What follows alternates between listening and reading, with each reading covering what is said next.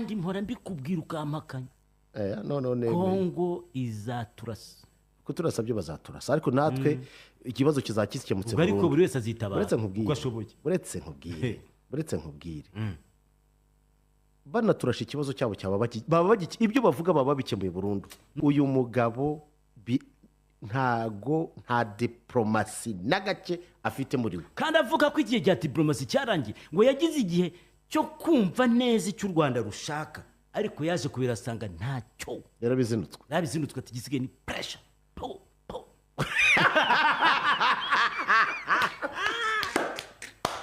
uyu munsi rero igishekeje ubu utekereza ko Lorenzo ibi bintu azabishobora Lorenzo nyamara reka numvise avuga ngo uyu munsi ngo hari agahenge kandi numvise tubivuga yuko bitayireba ko itigeze ijya gusinya amasezerano yabo yabivuze no muri press review twabivuze aho bari bajeti kugira kurenga ku bintu byo guhagarika imirwano ati yihe twebwe turarengana nta imikino twagiyemo kandi igihe cyose bazakomeza kugenda n'abaturage tubireba tuzakomeza turwana ubu dushobora kwitega iki ni imirwano ngaho rero kuko amakuru mfite na Kongo nari gukusanya ibindi bintu noneho ngo itari ifite bikabishyira hariya abakomando abacanshuro ntaza abari bo za South Africa zizamura abarundi bazamuka uzabureba itaka rigiye kwaka mu gihe cy'imvura ibaza itaka rizaka mu mvura Ce que j'ai dit, c'est que je veux parler avec le Rwanda, pas négocier, vous avez raison, parler avec le Rwanda, pour demander à M.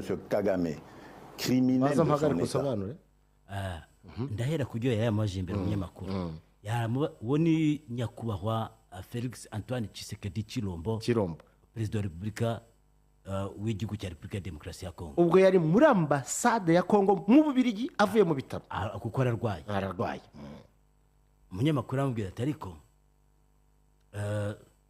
tugiye kuganira kuri situation iri mu burasirazuba ariko ejo bundi habaye inama i Rwanda arabanza aramubwira ngo biri kuvuga ko ikibazo cya M23 cyongeye kuzamuka bitewe n'umubano mwebwe mwagiranye ukaba umubano mwiza hagati ya Kongo na Uganda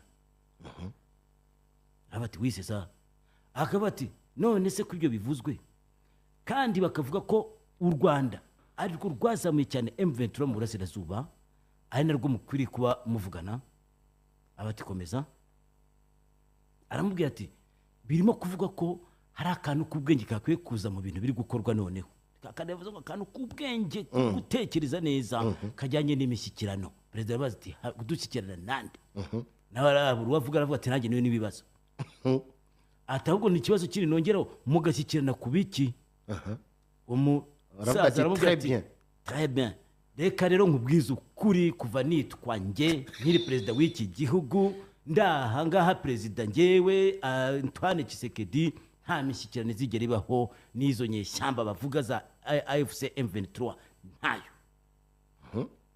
ahubwo nzavugana n'u Rwanda aravuga ngo si imishyikirano n'u Rwanda ko ntacyo dushyikirana tuzavugana ngewe mbwire Kagame umugizi wa criminel umugizi wa nabi mbese yongewe n'akantu ngo dusunga guverinoma mbese byahamye tuvugane mubwire ko ibyo bintu atari byo mubaze icyo nshakira ku bantu yavuze ati mubaze icyo nshakira ku bantu iki ku bantu komeza rero Qu'est-ce qu'il a à voir contre mon peuple? La République démocratique du Congo, à l'époque République du Zaïre, avait sauvé le Rwanda d'une plus grande catastrophe qui aurait été si nous n'avions pas ouvert nos frontières à tout ce flot de réfugiés. Malheureusement, il y a eu une certaine cécité. Akavuga ati Repubulika Iharanira Demokarasi ya Kongo yahoze yitwa Zaïre yatabaye u Rwanda rukizi icyago gikomeye cyari kigiye kubaho iyo tudafungura imipaka ngo abo bantu bose bazi gusimpunza avuga hari hagiye kuba ishyano naho ugeze international qui a permis que parmi les fugitifs il y ait les criminels génocidaires et qu'ils soient rentrés sur notre sol avec leurs armes. On ne les a pas désarmés. Aujourd'hui, l'enfer est parti du Rwanda et est arrivé chez nous. Et on nous abandonne à notre propre sort. Évidemment, le régime criminel de Kigali en profite parce qu'il découvre que c'est une région très riche en minerais et en produits de tout genre, agricoles et autres. Et il veut en faire maintenant son espace. Et ça, nous ne disons jamais, il n'y a rien à négocier. C'est chez nous. Ce qu'ils n'ont à faire, c'est une seule chose, de plier bagage.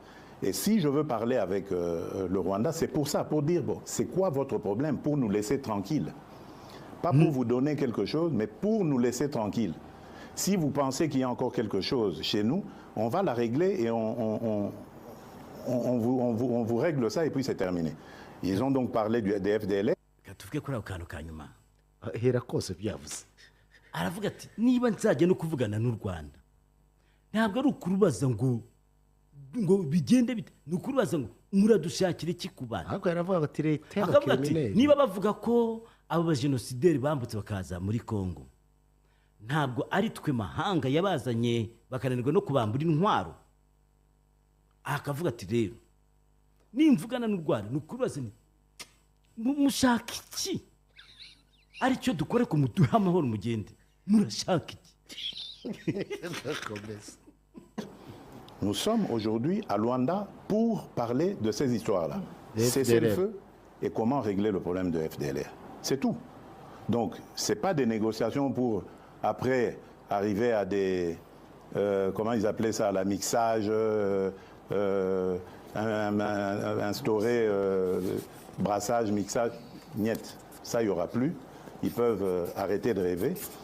Et d'ailleurs, c'est parce qu'ils le savent que vous avez vu qu'ils ravivent encore ce M23, coquille vide, dans un territoire d'ailleurs qui est sous leur contrôle. Donc vous voyez que c'est de la propagande en fait. Ils veulent faire croire que, d'abord ils font cette comédie, ils font dire au M23 qu'ils ne se sentent pas concernés par Luanda, alors que tout le monde sait que c'est Kigali qui les pilote. Ensuite, ils les ravivent un peu pour dire, vous voyez, nous sommes capables de reprendre les armes. OK.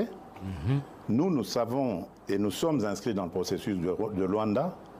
Et d'ailleurs, demain, des pourparlers vont commencer pour justement se pencher sur le plan de cessez-le-feu et de retrait et le plan d'anéantissement des FDLR. Et nous disons, si à côté de ça, le grabuge continue, nous continuerons à tenir pour responsable Kigali. Et pour nous, le provocateur numéro 1, ce sera lui, et les conséquences, ce sera à lui de les assumer. Et c'est ça le problème.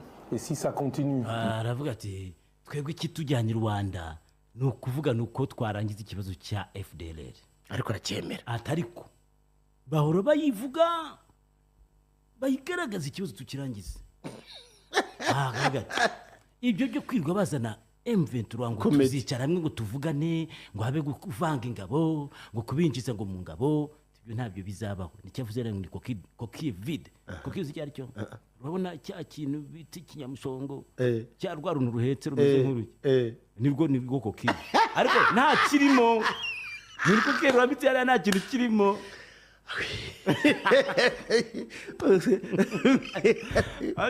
aravuga ati rero igihe cyose ibintu bizananirana ko twabitunganye tukabishyira mu bikorwa Kigali ihora ihetse M23 niyo tuzafata ko ari nyirabayazana kandi igomba kuzirengera ingaruka zizavamo none umva kandi.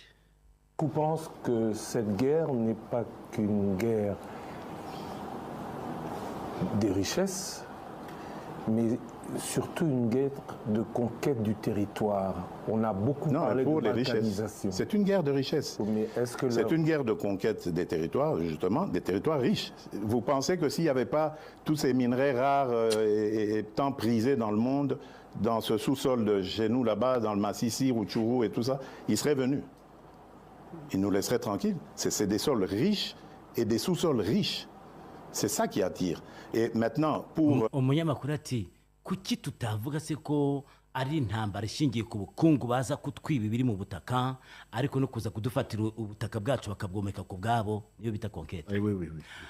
Aramubwira ati iyi ni intambara y'ubukungu no kuza kutwiba. Aramubwira ati utekereza se ko zira territoire bari mu gufata iyo ziba kuba zidafite ubutunzi buhagije bari kuza ntabwo bari kuza. Que ce soit définitivement mise en coupe réglée, sous coupe réglée, eh ben, ils veulent le couper de la RDC.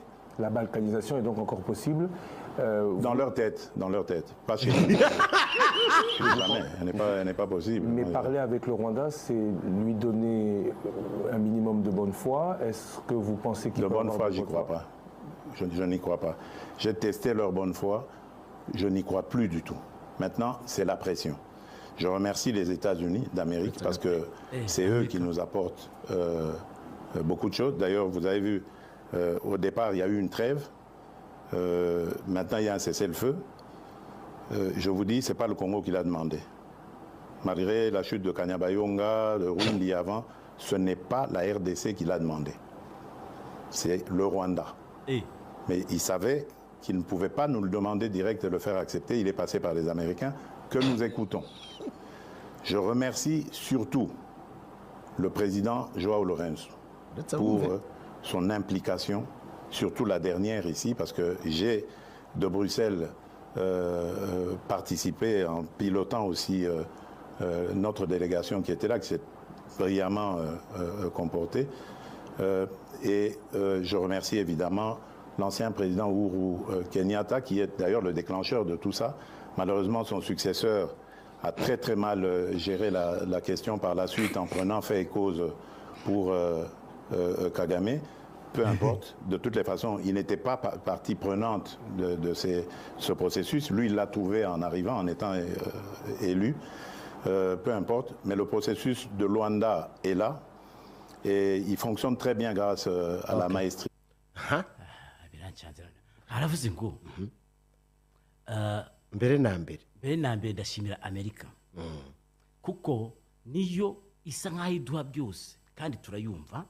U Rwanda nirwo rwasabye ka gahenge Amerika yigeze kwemeza, ariko ko u Rwanda rutumvaga ko twe twabumva baca muri Amerika bashuti bacu. None dore n'ubundi basabye noneho guhagarika imirwano, babicisha n'ubundi muri Amerika. Ndashimira Lourenço, perezida wa Angola, wabigiyemo neza.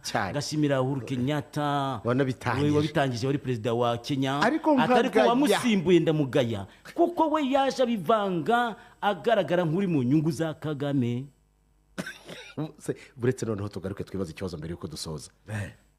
aranavuga ngo ku Rwanda icyari gikwiriye no gukomeza kubashyiraho igitutu, kandi nibyo babonye nubwo Kanyabayonga yafashwe n'ahandi ariko igitutu kibariho kirabarenze.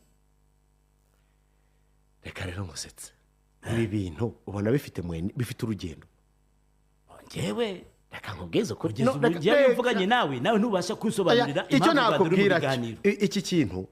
Uyu mugabo nta diplomasi na gake afite muri we, kandi avuga ko igihe cya diplomasi cyarangiye, ngo yagize igihe cyo kumva neza icyo u Rwanda rushaka, ariko yaje kubirasanga ntacyo. yarabizinutswe ati gisigaye ni pressure.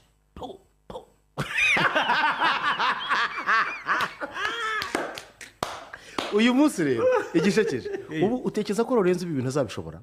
Lourenço nyamara reka numvise avuga ngo uyu munsi ngo hari agahenge, kandi numvise tubivuga yuko bitayireba ko itigeze ijya gusinya amasezerano yabo. yabivuze no muri press review twabivuze, aho bayibaje ati kuki kurenga ku bintu byo guhagarika imirwano. ati yihe twebwe turarengana nta imikino twagiyemo, kandi igihe cyose bazakomeza kugenda n'abaturage tubireba tuzakomeza turwana. ubu dushobora kwitega iki? ni imirwano ngaho rero, kuko amakuru mfite na Kongo nari gukusanya ibindi bintu noneho ngo itari ifite bikabishyira hariya. abakomando abacanshuro ntaza bari bo za South Africa zizamura, abarundi bazamuka, uzabureba itaka rigiye kwaka mu gihe cy'imvura. ibaza itaka rizaka mu mvura.